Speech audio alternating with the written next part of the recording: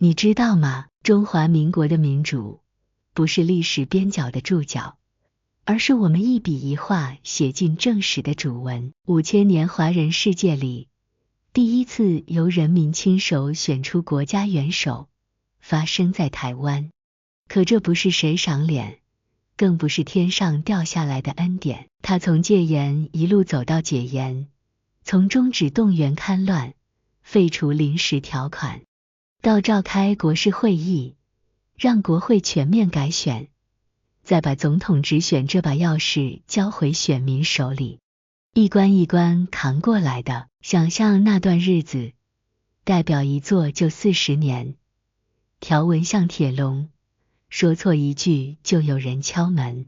电视里的新闻被剪成前进的边，楼顶外还有飞弹划过夜空的弧线。这些不是戏剧，是我们父母辈活过的日常。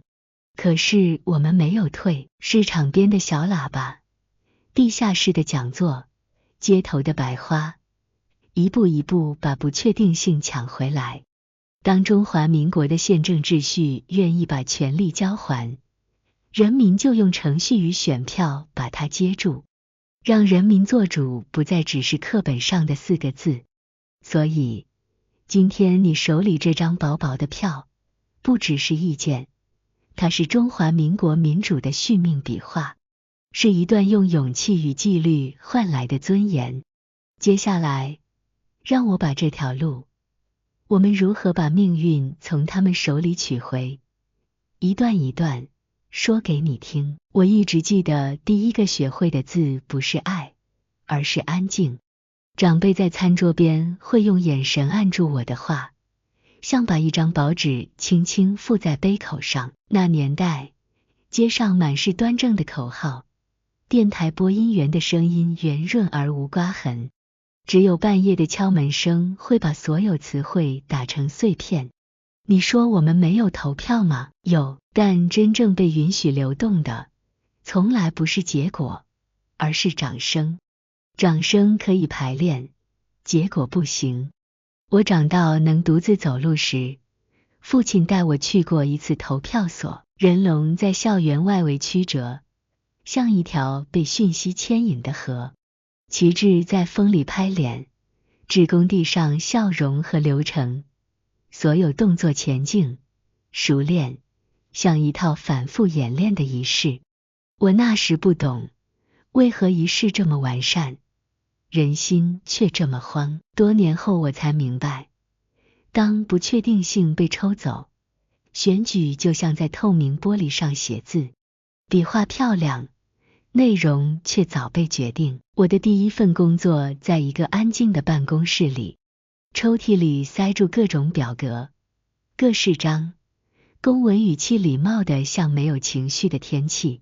某天，我偶然翻见一张名单，密密麻麻的名字和职称在纸上排成队列，像一支看不见的部队。我忽然意识到，条文不是云，它有牙齿，会把每一个具名的人咬进去。你以为规则是墙，其实它是水，渗进电话、课本、社论，渗进我们说话的音量。于是有人选择在缝隙里说话。我第一次去教会地下室听演讲，折叠椅吱呀作响，墙角的红茶泡得发苦。主讲人刚开场，门口就出现温柔的人，他们不大声，只说依规定不宜集会，请理解，请配合。椅子被一张张翻回去，房间里只剩杯子的碰撞。我们改成讨论，再被阻止；改成交换阅读心得，仍被阻止。那天我学到，压制最拿手的不是吼叫，而是把音量调得刚刚好，让你以为还能呼吸。夜里，我们做刊物，蜡纸、油墨、滚轮，字像从黑暗里长出来。有人排版，有人校对，有人把一叠叠纸塞进牛皮袋，标注彼此才懂的代号。最难的是送，你要挑路灯坏3成的巷子，挑监视习惯偷懒的时段，挑雨声可以帮你掩护脚步的夜里。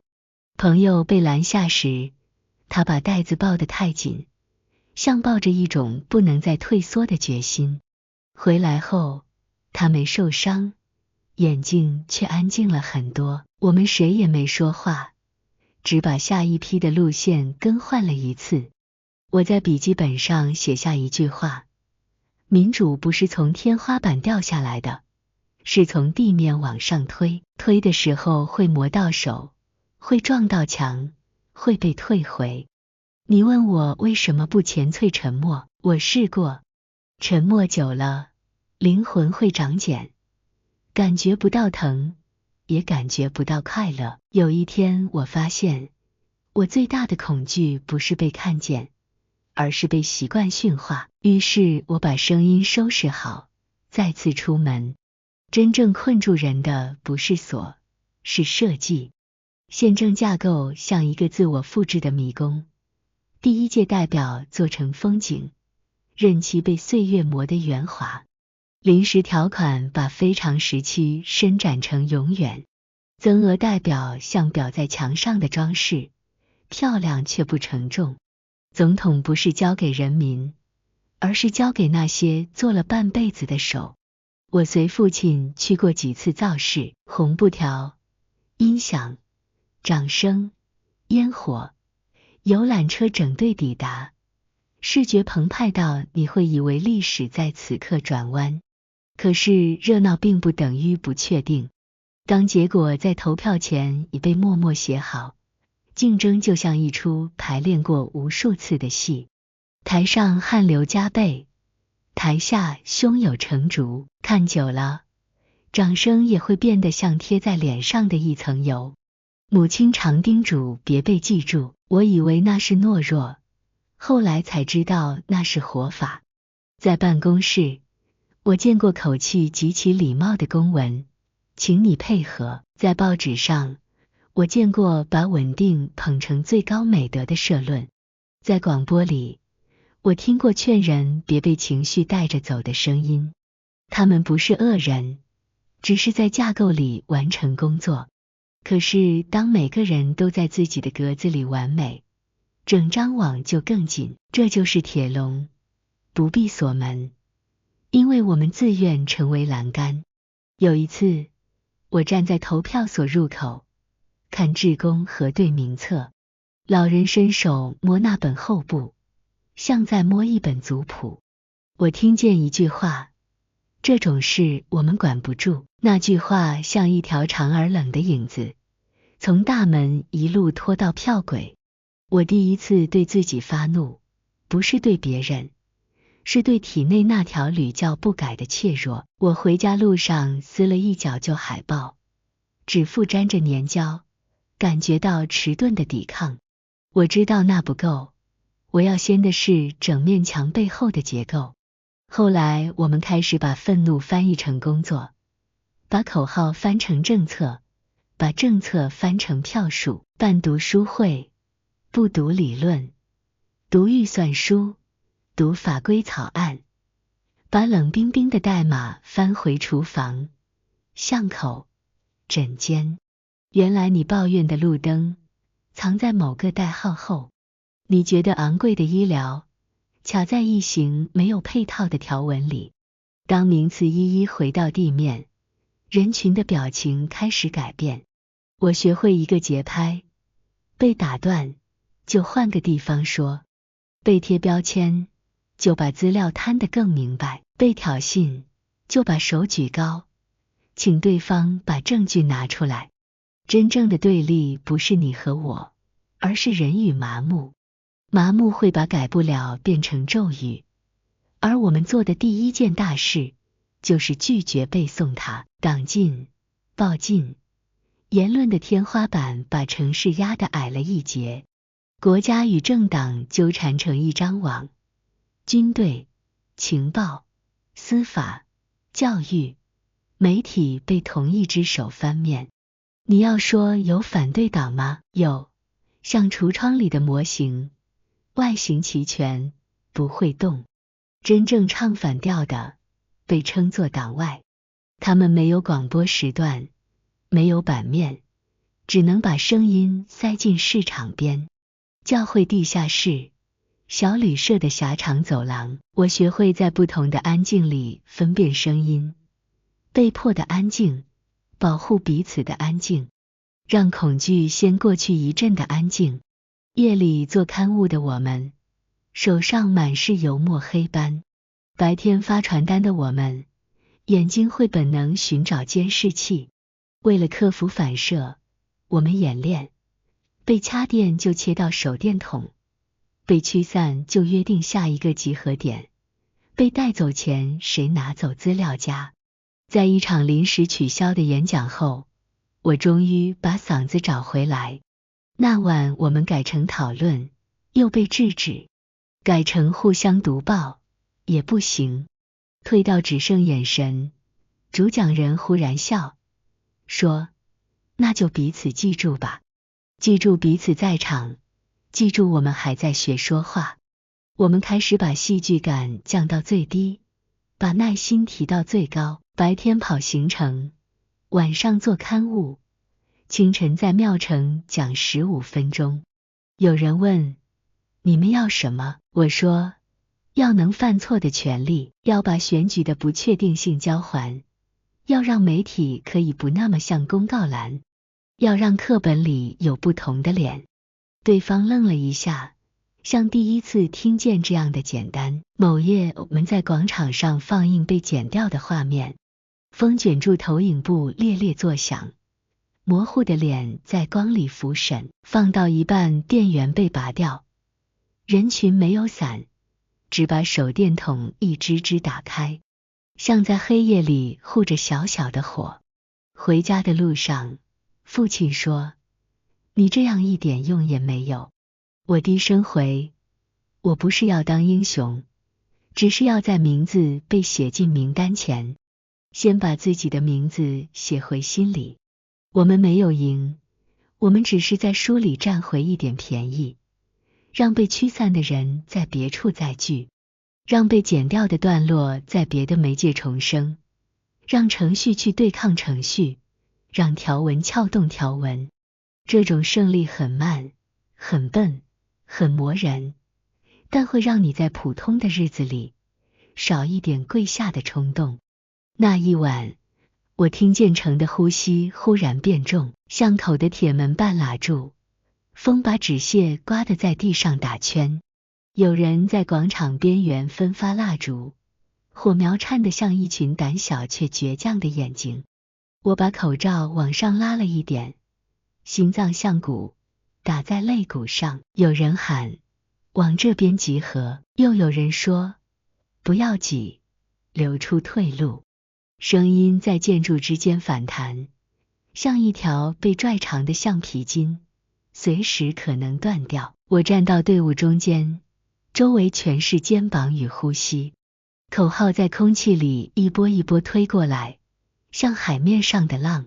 有人把受伤的人往后拖，有人把盐水朝前递。每隔一段距离就能看见一张不怎么说话却一直注视的脸。我知道那是另一种在场。手臂被人群挤到发麻的时候，我忽然觉得自己不再孤单。我们彼此像用同一条看不见的绳子连层。第一个爆裂声响起时，我原以为是鞭炮。很快第二声、第三声把夜撕开，紧接着是乱，像一只巨大的兽在黑暗里踩烂玻璃。有人开始跑，有人回头喊住别散，有人弯腰去拉倒地的人，还有人在原地愣住，好像一时忘了该先保护自己的身体，还是先保护手里的标语牌。我的喉咙前到说不出话，只能用力把对面那个人的手腕扣住，确定他还在。灯一下子更亮了，像在审问。街上的影子变得短而尖，所有的脚都露了出来。我看见一辆车逆着人流挤进来，声音像金属拖地。旁边有人喊名字，我不确定那是不是在点名，还是在道别。又有人被推上车门，回头那一眼落在我身上，像把我整个人定住。我第一次那么清楚地感觉到无能为力不是抽象名词，它有重量，压得人喘不过气。过了多久我已经记不准了。我们被迫往各自的方向散开，像从一块玻璃上裂出来的细纹，各自延展。回到家后，我把鞋子拖在门外，鞋底沾着一些不属于我的灰。母亲没问，只递给我一杯水，水有点温，像想起来又不敢说出口的安慰。我洗脸的时候看见镜子里自己眼角沾着黑，我伸手去抹，手却抖了一下。那是我第一次知道，害怕不是在现场最大，它在安静里才会长到真正的尺寸。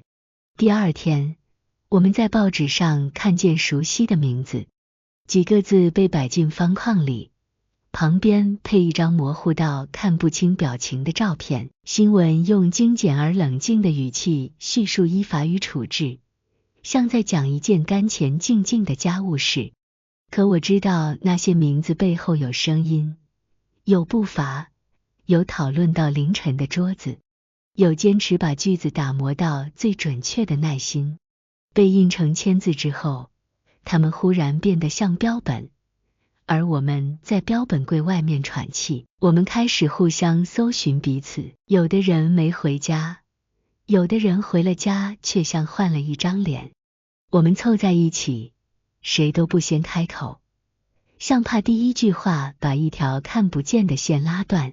最后还是小琪咳了一声，他说，我们把他们的工作接起来。话一出来，空气像被重新整理。有人负责整理证词，有人联络律师，有人去探视家属，有人维持刊物照常出刊。没有人说不要怕，因为大家都知道，怕是正常的。我们做的只是不让怕把每天吞掉。庭审那天，我在围墙外，太阳直直落在头顶，影子短得像被削断。有人从口袋里掏出一张写满密密麻麻字的纸，读两句就停下，再读两句又停。念到某些词的时候，他的声音忽然抖了一下。我看见隔壁的大姐把眼眶按了按，强迫泪水退回去。这不是因为我们不爱哭，而是因为在这种地方，哭会让嗓子堵住，下一句话就说不出来。夜里回到据点，桌上多了几个新面孔，他们把外套脱下挂在椅背上，像把犹豫也一起挂在那里。有人说做专题，让更多人知道那晚发生了什么。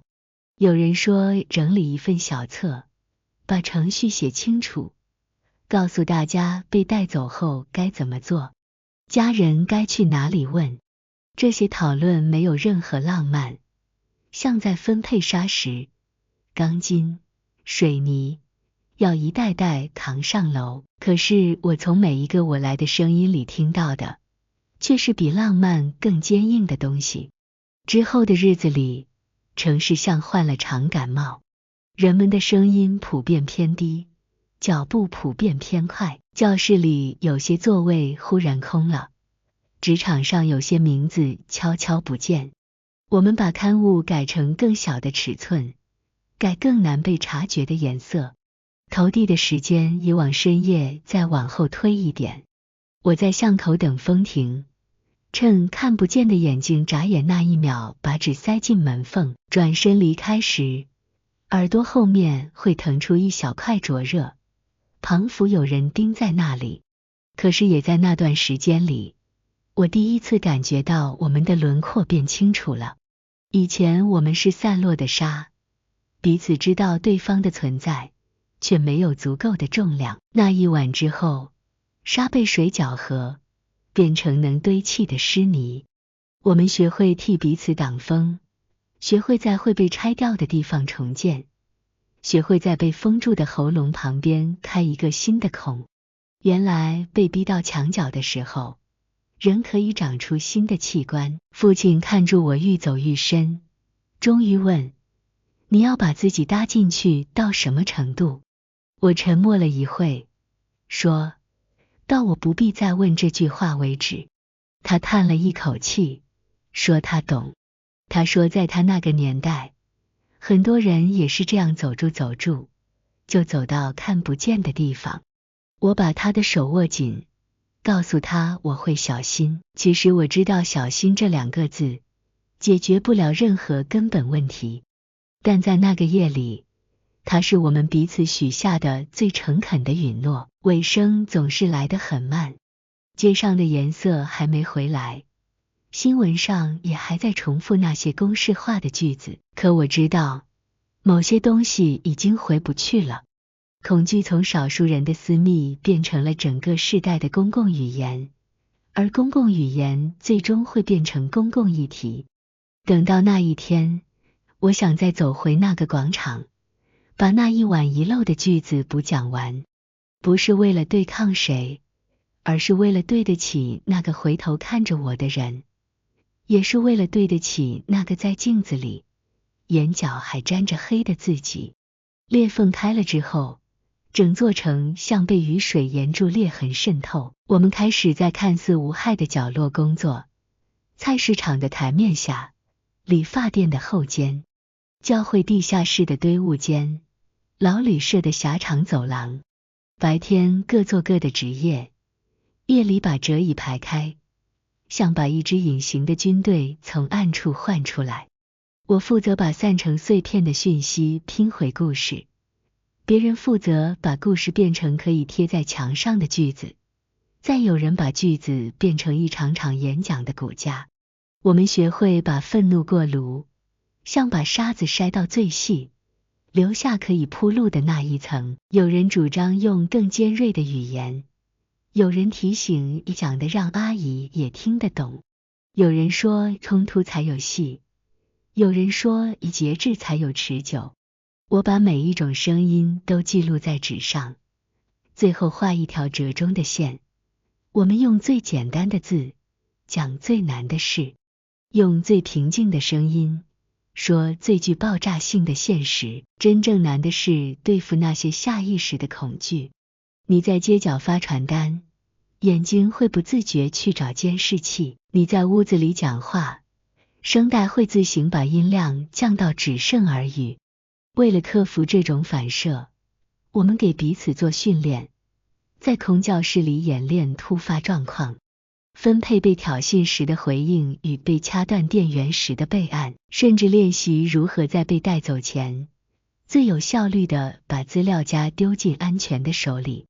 我记得自己第一次被指定为主讲，手心向下雨，我把稿子背得滚烫，上台时却临时扔掉，因为我不想再把真实装进安全的句型。选举季像一阵长风吹来，街边挂起新的看板，颜色比以往更丰富，图像也更大胆。我们为党外候选人跑行程，市场入口，社区活动中心，庙城，工厂外班次交接的空档，一个点接着一个点，每场只给我们15分钟，15分钟里要把政策讲清，把情绪带起，把被恐吓的居民安抚好，最后还要留下下一次相见的约定。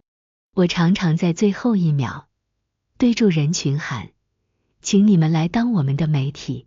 人群会愣一下，随即有人点头，像终于得到参与的合法理由。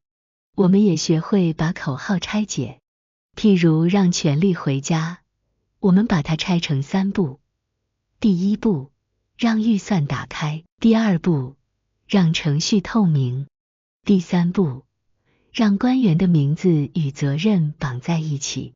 演讲时，我把这3步写在板子上，请听众一起大声念。念到第3遍时，很多人开始笑，因为他们忽然发现原来民主不是什么高悬的字，是日常语言能讲清的事。这种笑跟嘲讽无关，它像是一种迟到的释怀。对手也不是石头，他们会在我们的场子边缘摆摊，送水、送纸巾、送便当，用一种近乎亲切的方式稀释我们的存在。更常见的是冷处理，你说你的，他们不在乎，你越激动，他们越温柔，这个时候最容易失去重心。于是我们反过来练耐心，被打断就把句子换个说法，被抹黑就把资料摊得更明白，被贴标签就告诉对方标签之下其实是可以握手的手。你不必喜欢我，但你得知道你不喜欢的是什么。我们办读书会，读的不是学院的书，而是预算书与法规草案。读到大家头痛，还是咬牙把每一条款比照现场生活。原来你每天抱怨的路灯，其实藏在某一个看起来冷冰冰的代号后面。原来你觉得高不可攀的医疗，卡在一个没有配套的条文里。当这些抽象的名字一一被扯回地面，人群的表情会发生细微的变化，他们开始把我们大声念出来。地下刊物换了几次名字，封面颜色也一改再改，内容从激情的檄文慢慢长出数据、表格、表决结果与会议记录。我们学会把不可说变成不可不说。有一次整批被没收，我们在楼梯间临时重印，油墨滴在鞋面上，留下不规则的黑斑。我盯着那黑斑走了一整夜，像看住一种新的纹身。当然，也有崩溃的时候，辩论会被迫终止，场地突遭撤销，候选人被临时约谈。我们在棚子下等雨停，雨越下越大，地上积了一层冰冷的水。我看着志工把椅子一张张抬上车，脸上的表情像一块石头却仍保持形状的布。我突然明白，所谓意志不是咬牙，而是把每一次失败都收进行程表，像普通生活的一部分。今天取消，明天照常。有一晚，我被安排在巷口的摊车上讲话，喇叭旧的会爆音，附近店家的铁门还没关。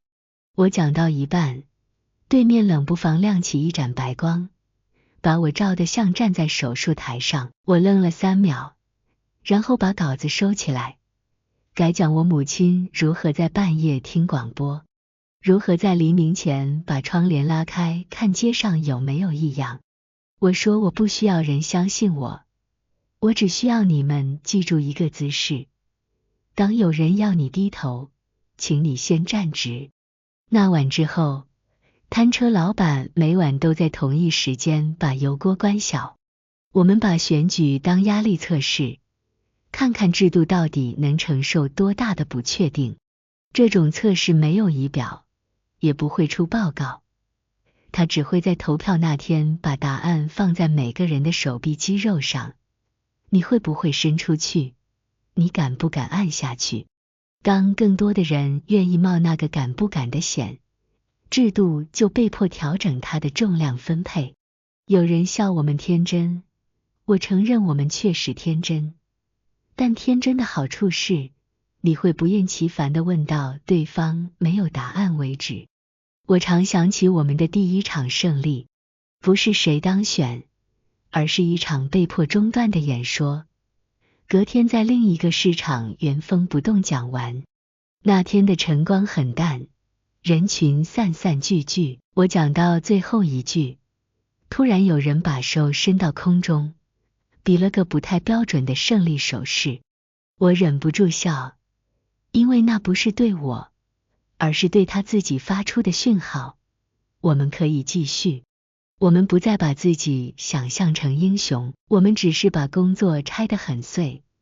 有人负责敲门，有人负责坐下来，有人负责把一杯温水递给刚来的人，有人负责把最后一把椅子收走。这种碎使我们在被打散时不至于完全失去形状。你把任何一个人抽走，剩下的人仍知道下一步要做什么。久而久之，恐惧不再是一道墙，而是一阵风。风可以把人吹冷，却吹不掉路。我在笔记本最后一页写了一句话：把怒气养成耐心，把耐心养成制度。每次想放弃时，我就把这句话拿出来，像药一样含在舌下。它苦，但能让心跳回到一个可以继续说话的频率。我知道前面还有更难的关口，知道我们会在某个时刻再次被迫撤退，但我也知道，撤退不是结束，它只是把我们的队形重新排列，为下一次挺进留出空位。那一天，2个字落地，像沉在胸口多年的石头终于划开，解严。街上的颜色忽然变得更饱和，海报不再只敢贴在拐角，广播里冒出陌生又熟悉的声音，像一条被堵住太久的河找到出口。有人说恭喜，有人说终于等到，我却在第一时间感到一丝奇怪的空白。接下来呢？若只是把门打开，屋里的空气会自己变好吗？我和同伴在小会议室里坐成一圈，墙上的日历还停在昨天，桌上摆着3杯没喝完的茶，茶面飘着薄薄的膜，大家的表情既轻松又绷紧，像刚跑完一趟长距离的人，不确定自己该倒下还是再往前冲。有人提议先大办庆祝会，有人说趁势成立新政党，也有人提醒，现在最该做的是把那些把我们闷住的条文逐条搬上台面。我提议把解严不是句号写在白板上，不是耍帅，只是怕我们在欢呼里失去方向。权力文化不会因为2个字就改姓，习惯也不会一夜消失，真正的工程才开始。我们把工作分成几条线：法规清理、媒体开放、集会游行的程序化、地方自治的实质扩权，每一条都像一条未铺好的道路，石块还在路边，灰尘还会呛喉咙。第一场公开登记新政党的那天，我去做志工，门口排着长长的队伍，脸上写着兴奋与戒慎的奇怪混合。有人握着资料夹像抱着刚出生的小孩，有人把章来回盖了3次，确信红色足够饱满。办公室的窗户全打开，风把纸张吹得沙沙作响。我忽然鼻酸，不是感动戏码，而是想到过去那些夜里的油墨味，被退回的深情，以及亲眼看见有人在最后一刻退出的背影。今天，他们总算能把名字正大光明挂上墙，但很快我们就撞到旧世界的暗流。公务员不习惯开放，警察不习惯通知制，媒体虽然换了口味，却仍会在要紧时刻集体失声。某些长久以来有效的眼神仍在办公室里流通，判断谁是麻烦，谁该被提醒。我们在每一个窗口学着说理，拿着条文一条一条对，对方倒也不凶，只是冷，冷得像办事流程。这种冷比粗暴更让人焦躁，因为它会让你怀疑自己是不是矫情。于是我们开始做一件看起来很无聊的事，把会议拉长，不是拖延，而是让不同的人不得不把话说清楚。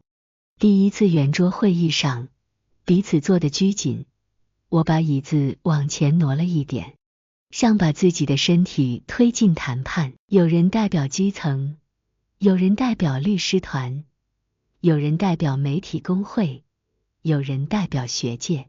每个人都有要守护的东西，也都有不能退的底线。会议从白天延伸到黄昏，再延伸到午夜，我们在灯光底下交换字眼。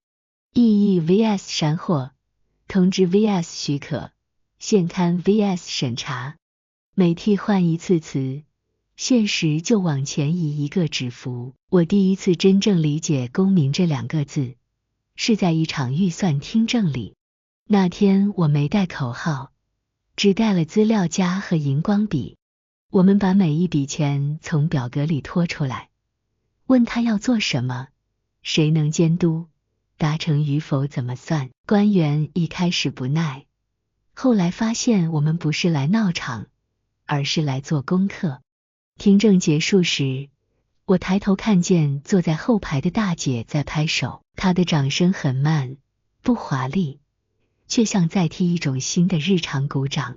街头依旧有人吵架，激进说你们太慢了，温和说你们太燥了，年轻人说你们太老了，老一辈说你们太嫩了。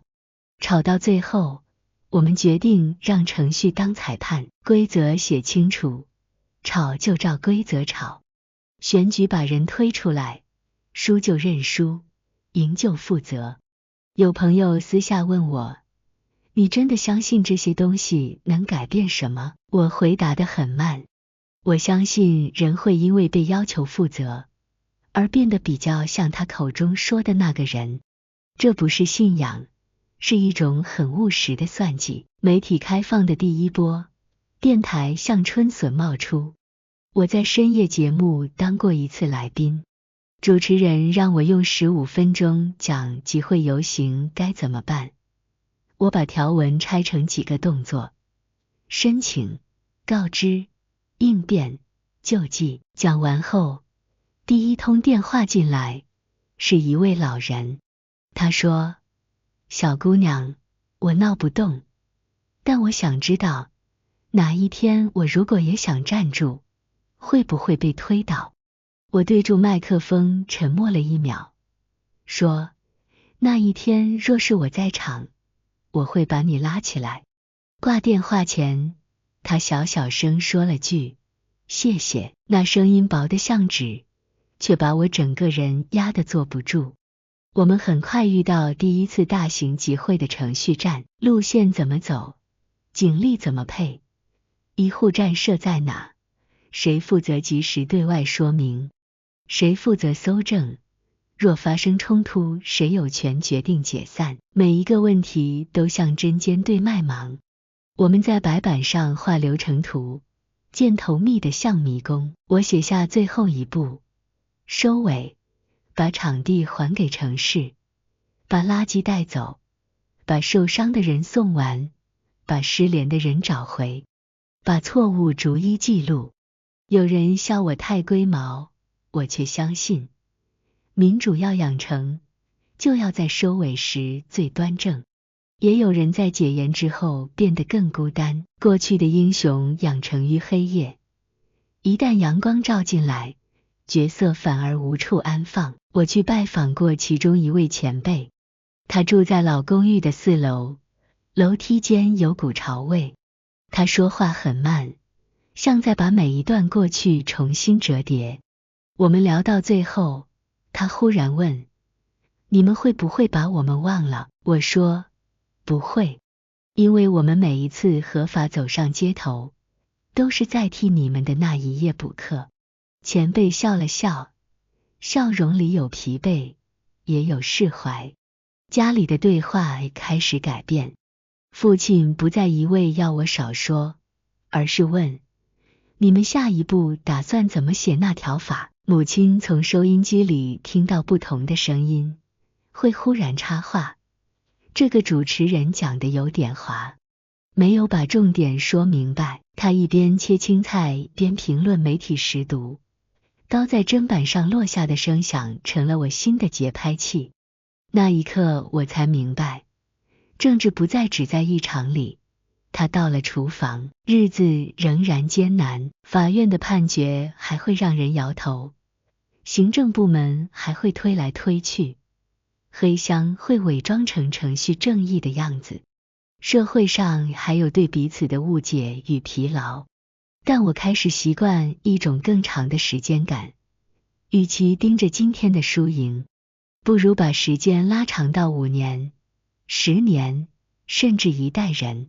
我在笔记本上画线，从解严画到下一次修宪，从地方自治画到中央，地方权力如何再分配。我们不是在写一篇社论，而是在改一本使用手册。有一晚，我回到空无一人的广场，坐在阶梯上想事情，风把旗杆敲得叮叮作响。我把掌心贴在地面上，冰凉、粗糙，像刚脱胎的世界。我忽然觉得，所谓自由不是在场边欢呼，而是在场内承担重量，承担程序的麻烦，承担选票的任性，承担彼此的不耐与失望。想到这里，我竟安心了一点。如果自由这么沉，那它就不会再轻易被拿走。走回家的路上，我把第1章的笔记翻出来，写下一句话：从今天开始，我们要学会把情绪变成制度，把制度变成日常，把日常变成记忆。等到哪一天有人问起戒严这2个字，我希望我们不是用庆典回答，而是用回家的指路牌回答。一直走，看到红灯停一下，再走就到。那一季，校园里像忽然下了白雪，不是天气，是花，一朵朵别在胸前，插在背包带上，排成长长的花带奔向城中心。我把课本塞进抽屉，跟住人潮上了公车，车窗外是一路翻涌的招手，像一条安静却决绝的河。我心跳紊乱，手里的纸板被汗浸湿，边角卷起，广场铺满人，每个人都坐住，膝盖靠膝盖。前排有人举牌，让国会回到人民手里，下一排接住念，让总统回到人民手里。没有石头，只有句子。有人发饭团，有人递水，有人把医疗箱里的纱布一条条摊开。夜风吹过，白花一起颤，像一面不会刺人的旗。我当了秩序志工，白天引导，晚上巡视，凌晨捡垃圾，还要在冲突快要爆发时把两边的情绪按住。我们设了好几个临时课堂，程序的课、预算的课、修宪的课。讲者用白板写下4个字：全面改选，再写下4个字：民选总统。有人问，时间表呢？讲者回答，不是梦想表，是日程表。这句话像针，扎进我心里最软那块。傍晚传来消息，领导人会来，我以为是谣言，直到看到他真的走进人群，没有隔离带，没有扩音车，他坐下来，距离我只隔2排人。我看见他眼里有2种光，一种是盘算，一种是试着理解，我分不清哪一种多一点。有人把诉求递给他，他点头，说会开一个大会，让各方把话一次说完。那一刻，广场嘈杂起来，又迅速安静。安静里，我听见很多人同时吸气。国事会议像一个暂时搭起来的桥，桌上摆满文件，字眼成为战场，临时条款不要终止，动员时期是否结束，国会要如何重新组成，总统民选的道路能不能明确写进文字。会场里麦克风轮番转手，态度或柔或硬。场外的我们把每一条消息抄在黑板上，用粉笔画箭头，让来来去去的人看得懂论点的来龙去脉。这不是旁听，是同步翻译，把抽象的政治换回日常的语句。冲突没有完全消失，保守与变革在同一张桌上对撞，有人冷笑，有人拍桌，有人以退为进。我们在广场上也吵路线，吵节奏，吵到凌晨。有人说快一点，趁现在。有人说慢一点，别让老建筑一口气倒。我被夹在中间，像被两股风对吹。某个临界点，我想尖叫，不是对谁，是对历史本身。我终于把声音吞回去，拿起扫把把碎掉的标语杆清理前进，像在安抚自己。第3个夜晚，我在医疗站帮忙，有人角膜破皮，有人嗓子哑，有人因为连续熬夜发烧。小护士把贴布剪成爱心形状，贴在一位刚哭完的女孩手背上。女孩说她害怕，我说我也害怕。她问，如果大人反悔了怎么办？我说，那我们就把承诺写成条文。她看住我，像在看一个刚学会走路却硬要说要去远方的人。媒体第一次习惯长时间对住同一个画面直播，镜头里白花在灯下有种刺目的清洁。有人质疑我们被操弄，有人说我们纯情。我不再忙住辩解，我开始讲步骤。先终止非常时期，再废除扭曲的条款，先让万年一席退场，再把选区划清，先把权力的钥匙交还，再谈如何彼此制衡。说到最后，我抬头看见大楼外墙亮起一块灯箱，上面写着2个字：明天。会议的公报终于贴出来，几个关键句项打桩：终止动员戡乱，废止临时条款，国会全面改选，建立总统民选的宪政路径。有人欢呼，有人怀疑，有人把纸捧在手里，像捧着刚出生的婴儿。我想哭，又忍住，因为真正的战争从来不是在宣言里赢的，而是在下一个月、下一个会期、下一场投票里慢慢扛回来的。吵声没有停，街头对桌面，桌面对街头。我们被提醒要自律，不要让对方抓到把柄，我们也提醒自己不要被自律掐死。我看着志工们排练非暴力守则，遇到挑衅时退半步，遇到推挤时把手举高，遇到谎言时拿出资料。这些动作看起来笨，可正因为笨，才稳，稳才不会让一切调回旧式的剧本。我开始回到戏馆上课，教授在点名，我却还沉在广场的节奏里。笔记本上，我把宪法增修的路径画成流程图，用不同颜色标注利益冲突的位置。室友路过，看了一眼，说你这像在写程式。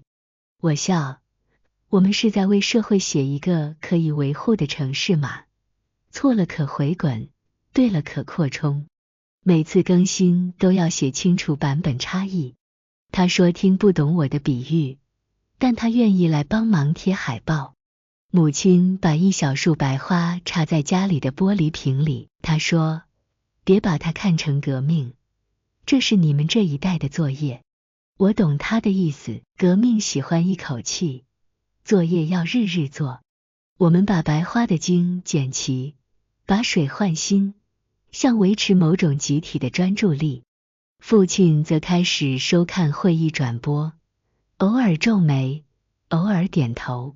有次广告时间，他忽然问，你真的相信他会走到最后吗？我说，我相信我们会逼他走到最后。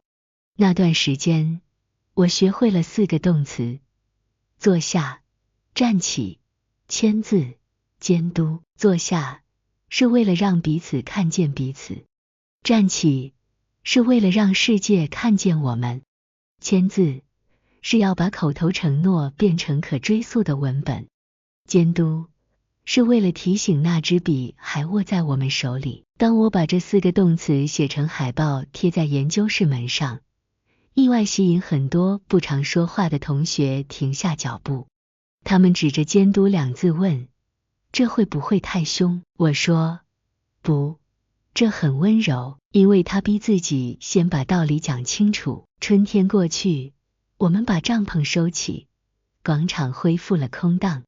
我手上还捏着最后一朵白花，花瓣边沿已经焦黄。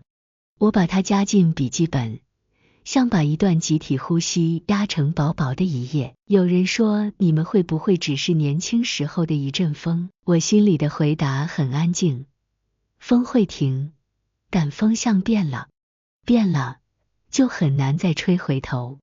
那晚我做了一个梦，白花变成一张张白纸，白纸再变成一本一本白皮书，最后它们变成几页厚重的法条，翻页的声音像海。我在海边站了很久，直到天亮。醒来时，窗外刚好有一条垃圾车的铃声穿过，我忽然有种莫名的踏实。我们做的事，也许没有传说那么英勇，但它像日常打扫一样必要。把广场清前净，把词语清前净，把权力清前净，然后把下一页翻开。有人说，最难的不是把门打开，而是把屋子重新分隔。解严后的第二个冬天，我坐在一间会议室里，窗外雨丝斜斜，屋内贴满流程图与条文草案。我们要做的事很琐碎，把不合时宜的条文拆下来，把新的支撑梁一根根架上去。修线不像豪迈的斧头，倒更像细工的扳手，拴紧，再松一格，再拴紧，一个角度差一点，整面墙就会歪。我被分到国会结构小组，墙上挂着一张陈年相片，上头那些做了半辈子的脸让我不敢直视。我们把全面改选4个字写得很大，又把配套写得更密，选区怎么划，席次怎么分，交接期多长，临时空窗怎么补，每一条都有厉害，每一条后面都站着一群人。我在纸上画箭头，从万年指向轮替，从任期模糊指向日历清楚，笔尖戳的纸快破，像是我自己也急住呼吸。地方自治是另一个长局，县市要不要升格，地方财权如何下放，中央该退掉哪些手。我去过几场偏乡说明会，里长端出热茶，问的不全是大意，而是具体，学校要不要裁，派出所会不会撤，道路谁维修。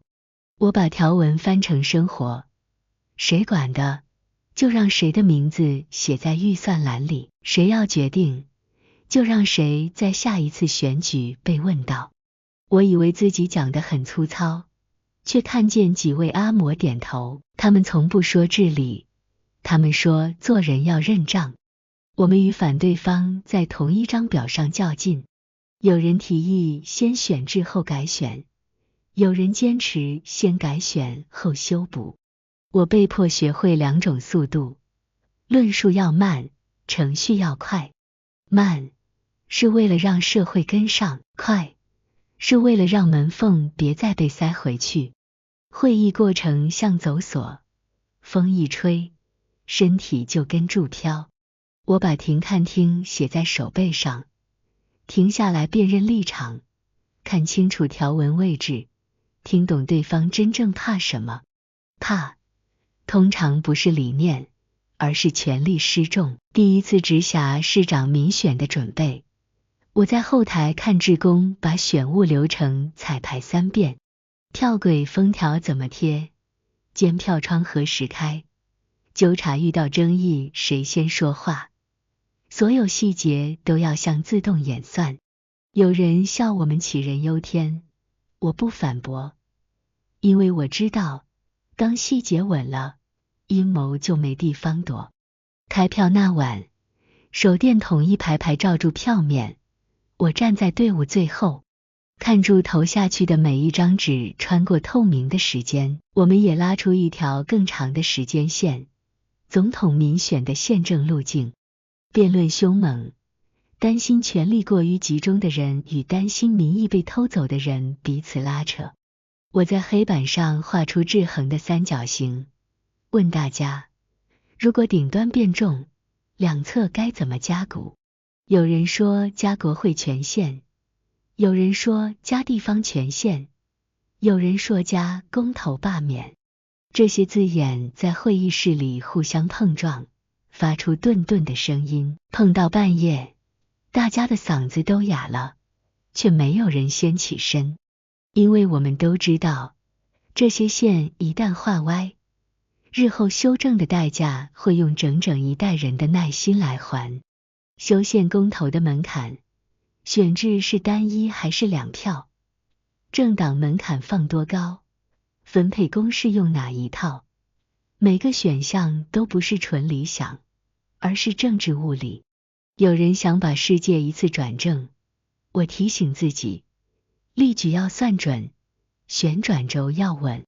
于是我们把不同版本排成几个方案，逐条比较，像在做工程的 A、B 测试。会议结束后，我把白板上擦的只剩下一层粉，晚风一吹，粉落下来，像一场慢慢消散的雾。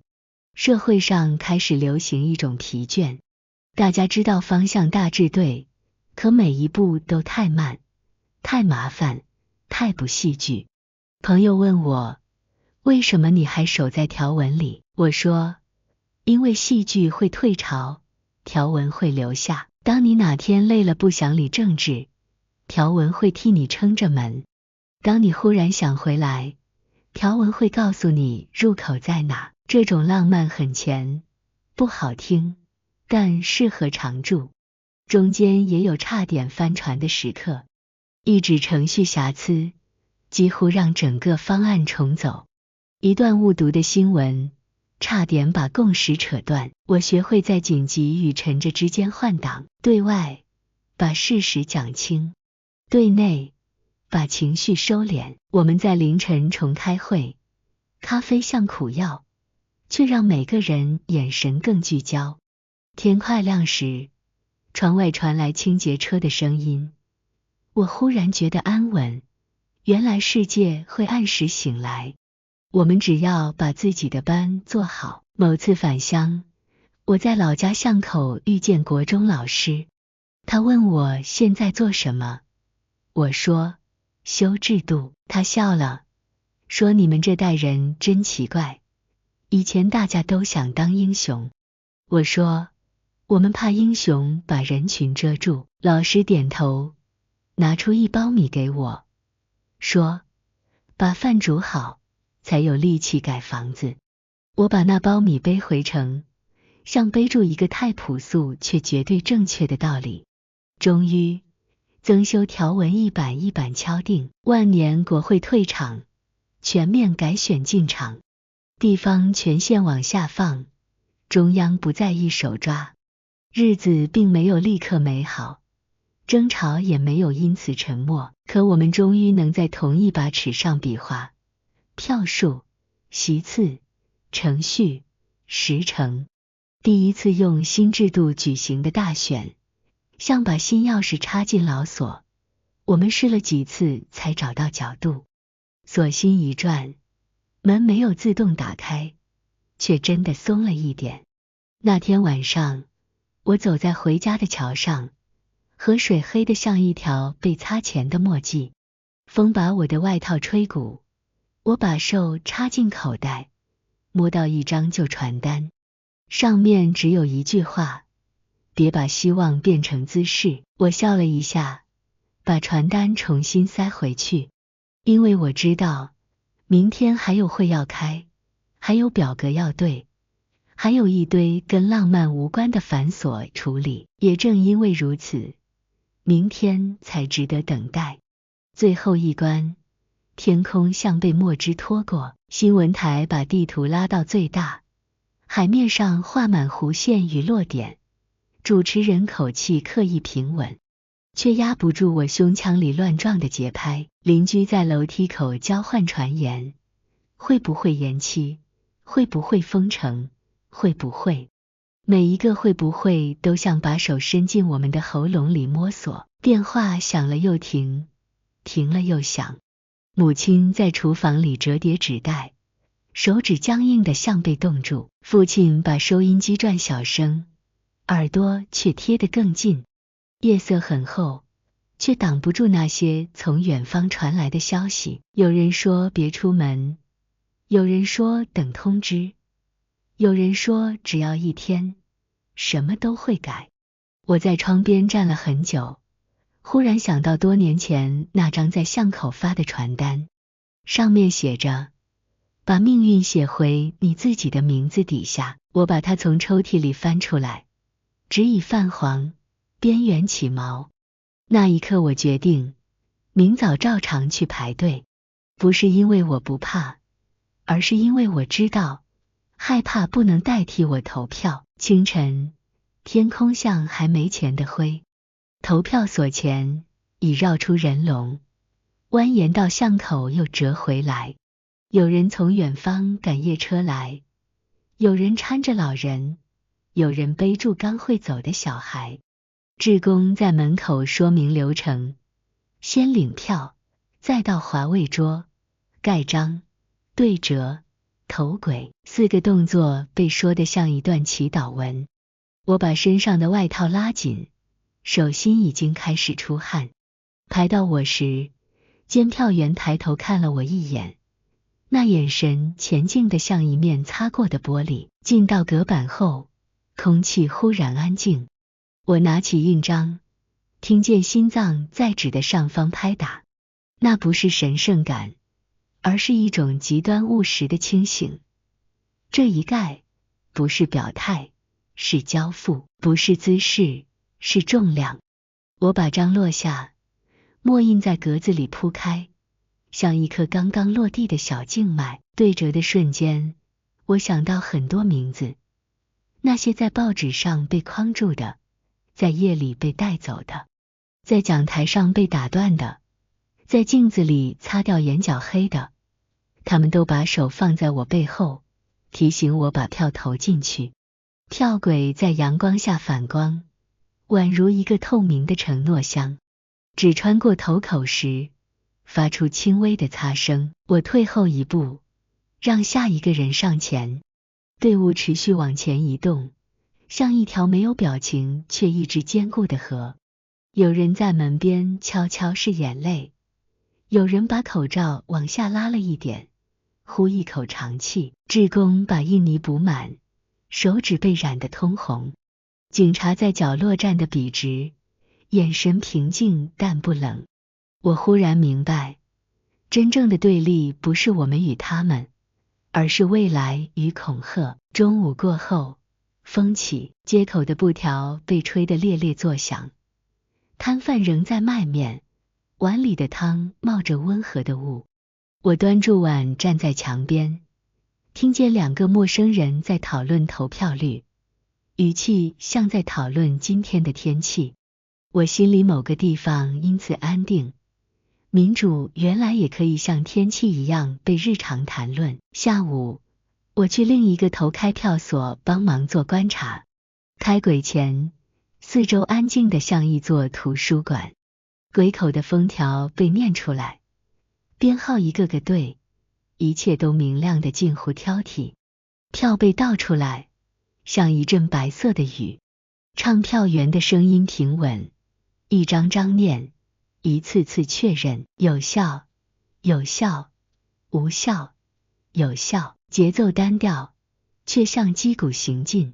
我盯着每一个印记，彷佛在辨认自己的笔记。偶尔有人因为看错而争执，立刻又被程序按住。我们学会用规则解决情绪，学会在吵架中仍把手指从对方的衣角上松开。窗外天色渐暗，室内的灯更亮，遮住了所有阴影可以躲藏的角落。夜里的新闻台再度跳出地图，这一次没有弧线，只有数字。两边的差距一次次被改写，又一次次被拉开。我听到人群在李明活动中心前发出忽高忽低的喘息，像一个胸口起伏不定的巨人。终于，结果出来，有人抱在一起，有人只是把肩膀放下，像卸下常年背负的一袋沙。烟火从远处升起，声音穿过半个城市。我没有抬头看，我只是想安静地记住这一刻的重量，不是胜利的辉煌，而是胜利被允许的事实。家里的灯还亮着，父亲把收音机关掉，坐了一会才开口：你看到没有？这一次，票真的把人抬上去了。我点头。母亲端出一碗热汤，汤面上飘住几片葱。我忽然觉得鼻子发酸。多年前我们在黑夜里摸索出口，如今终于看到通往外面的大路。路不是平的，标线也还不够清楚，但它确确实实在那里。后来我走到阳台，城市像刚从水里浮起来，零星的鞭炮声在远处绽开又熄灭。我听见邻居在电话里说，明天还要上班。我笑出声，因为这句平凡话恰好是最好的结尾。民主不是今晚的烟火，而是明天的打卡；不是一次性的激情，而是可以被持续验证的制度。我把那张泛黄的传单重新放回抽屉，关上时特意轻了一点。我知道威胁未必就此退去，也知道谣言还会回来，外面的海依旧会有风浪。可我更知道，从今天起，我们的选择变成了大家的工作。我们会在4年、8年、更多的年头里重复同样的动作：领票、盖章、对折、投轨、监督、辩论、更正、更新。这些动作会把每一次恐吓都磨成钝器，把每一次退缩都修成转身的力量。我在心里对那些走不回来的人说，我们做到了，虽然不完美，但足够坚定。